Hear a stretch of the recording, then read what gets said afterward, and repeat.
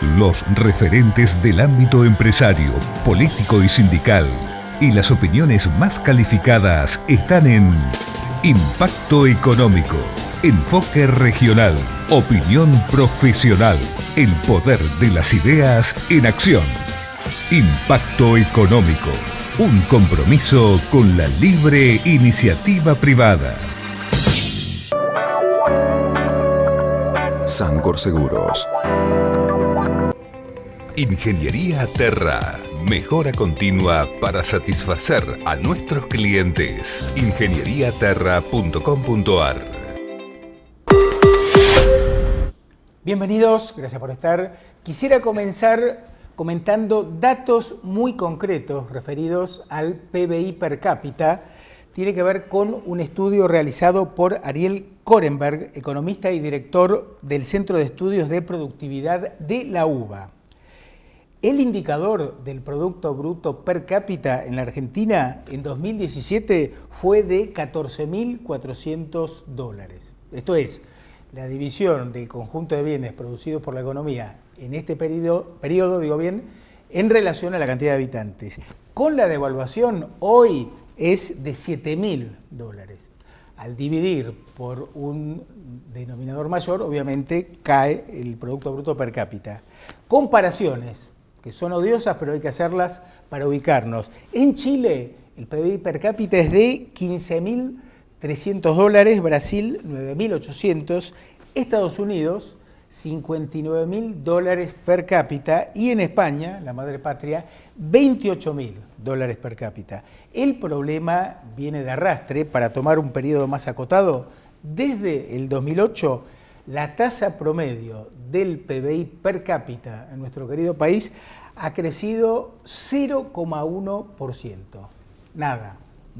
Esto sumado a los indicadores de pobreza, de empleo negro, de desnutrición infantil, nos plantean una gran responsabilidad intelectual de analizar los problemas económicos con ideas nuevas, con profundidad, dejar de lado los eslogans de la derecha, de el ser cipayo. Hay mucha etiqueta y hay que profundizar el debate de las ideas para identificar aquellas cuya aplicación permiten generar las condiciones para el crecimiento económico. Anticipo de temas para hoy, vamos a hablar de la logística del comercio internacional junto a Marcela Fratini, es gerente regional de Transaltic, Sociedad Anónima, y comenzamos con el análisis económico con un tema central. ¿Funcionarán las nuevas medidas económicas? Para ello convocamos al licenciado Pablo Larrué, es economista y profesor de Economía de la Universidad del Comahue. ¿Cómo estás, Pablo? Hola, ¿qué tal? ¿Cómo estás? Un gusto de verte. Y también nos acompaña Fabián Correa, ya amigo, columnista de la casa, director de Patagon Servicios Financieros. Fabián, bienvenido. ¿Qué tal, Daniel? Gracias. Bueno, como para comenzar, siguiendo la lógica de la medicina, les pido un breve diagnóstico. ¿Cómo llegamos a esta situación de inestabilidad financiera, económica, estancamiento? Bueno, el diagnóstico lamentablemente no es positivo. Estamos en niveles de endeudamiento históricos, que contando el endeudamiento en dólares más el endeudamiento en pesos, está llegando ya a $300.000 millones, que está en el orden del 87% del PBI. Tenemos un flujo de exportaciones que, medido en volúmenes, está en el orden de las exportaciones del año 2008, es decir, que tenemos una década perdida en materia de exportaciones. Tenemos un nivel de pobreza cuyos números acaban de darse a conocer y que está en crecimiento. Tenemos una tasa de inflación que está a niveles también históricos. Una fragilidad en el sector público muy alta, con un déficit fiscal en crecimiento. Un déficit que cuando comenzó el gobierno ya era alto y que ahora es aún más alto. Hubo una pequeña reducción en el déficit corriente, pero que se más que compensó con el crecimiento de las obligaciones financieras, con lo cual el déficit fiscal completo es más alto que cuando asumió el gobierno. Es decir, que estamos frente a una situación, estamos con los mercados internacionales de créditos cerrados prácticamente, Ahí te sumo un dato, para 2019 la presión tributaria presión tributaria nacional va a ser récord. Exactamente, estamos en los niveles de presión tributaria más altos en términos históricos. Ya hay algunas señales preocupantes también en términos de déficit fiscal, porque no solamente el déficit fiscal es alto, sino que ya hay pequeñas señales que muestran que empieza a caer la recaudación fiscal. Los últimos números que se conocen ya muestran que hay una caída en términos reales de la recaudación del orden del 2-3% en términos anuales. Es la curva del Laffer, ¿no? Exactamente. Más presión, además combinado con un menor nivel de actividad, da como resultado una menor recaudación. Entonces se está haciendo un ajuste tratando de mejorar la situación fiscal, y la situación fiscal no solo no mejora, sino que empeora. Sí, el déficit en cuenta corriente también... Exactamente, por lo que decía de que las exportaciones no se recuperan, claro. Hay una pequeña recuperación en valor, pero porque los precios han mejorado, pero no los volúmenes, claro, que es lo más importante, poder exportar más. Y también hay un tema muy preocupante, que es la ausencia o la insuficiencia de una agenda productiva. Lo dejamos ahí, es el otro Pablo. tema, ¿no? Sí. Fabián, sí, ¿tú mirabas? Totalmente de acuerdo. Llegamos con un mal diagnóstico del gobierno, una pésima receta, que fue el gradualismo, que hoy le está saliendo al país muy costoso. Esto salió más de 150.000 millones. Si tomamos los dos periodos de 40.000 millones que tomó por año el gobierno en los mercados internacionales, le sumamos lo que estamos pidiendo al Fondo Monetario Internacional, estamos complicando no solamente el presente, sino que el gobierno que venga, yo insisto con esto, Argentina está obligada a reestructurar la deuda o ir a un default. Es imposible en recesión y en caída de la recesión que tenemos. Si no crecemos no vamos a poder pagar la deuda, y nosotros ya estamos gastando prácticamente el flujo de fondos que nos da el Fondo Monetario Internacional del 2020, lo estamos anticipando al 2019, o sea, no va a haber financiación. El gobierno que le toque continuar no va a acceder a los mercados internacionales, no va a tener línea de crédito con el Fondo Monetario, y la deuda está prácticamente hasta el 2023, está toda la deuda ahí, como bien decía, pesos y dólares. Para reforzar lo que dice él, y que lo comparto totalmente, está el tema de la generación de dólares, porque acá hay un plano que es el plano financiero, y hay otro plano que es el plano real. Claro. El plano real es la producción, la industria, el agro. Nosotros como país podemos contraer deuda, eso es legítimo, si esa deuda se expresa en infraestructura, en puertos, en caminos, que nos den mayor productividad, que nos den mayor competitividad, y que uno piense que del futuro va a poder, por ese camino, generar dólares y exportaciones que le permita pagar la deuda que está contrayendo y quedarse con saldos. Claro.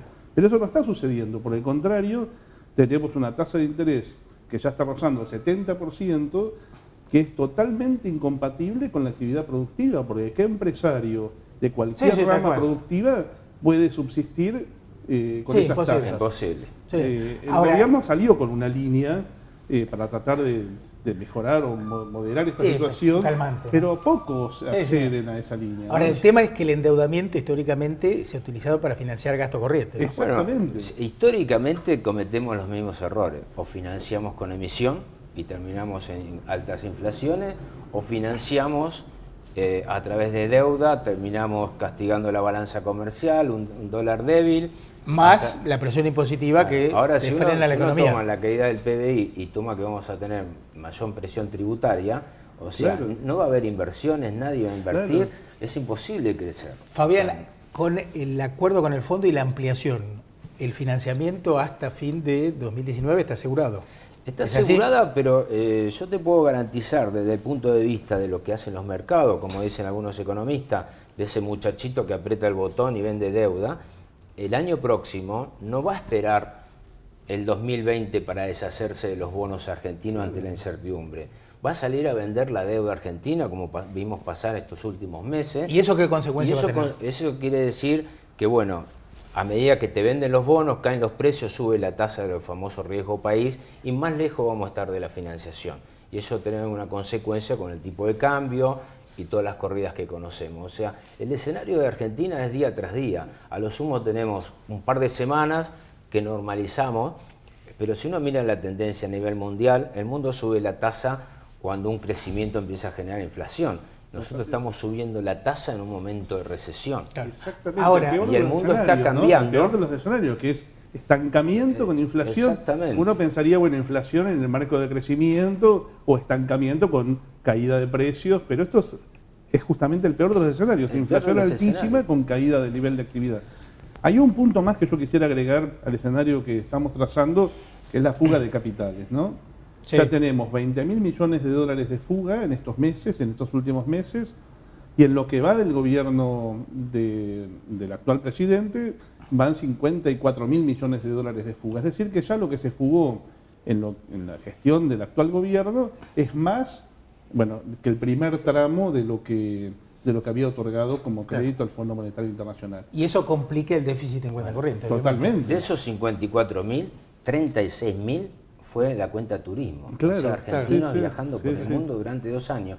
El mismo error Claro. que cometimos en los años 90. Claro. Dólar barato. Ahora, lo llevo a lo más reciente. Las últimas medidas que apuntan a congelar la base monetaria, a fijar una banda cambiaria.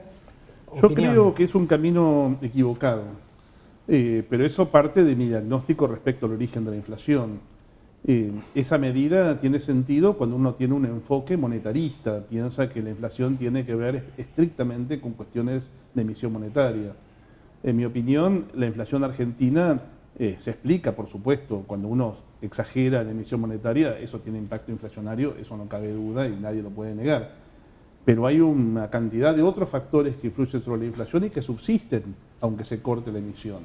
Esos otros factores son factores inerciales, por ejemplo.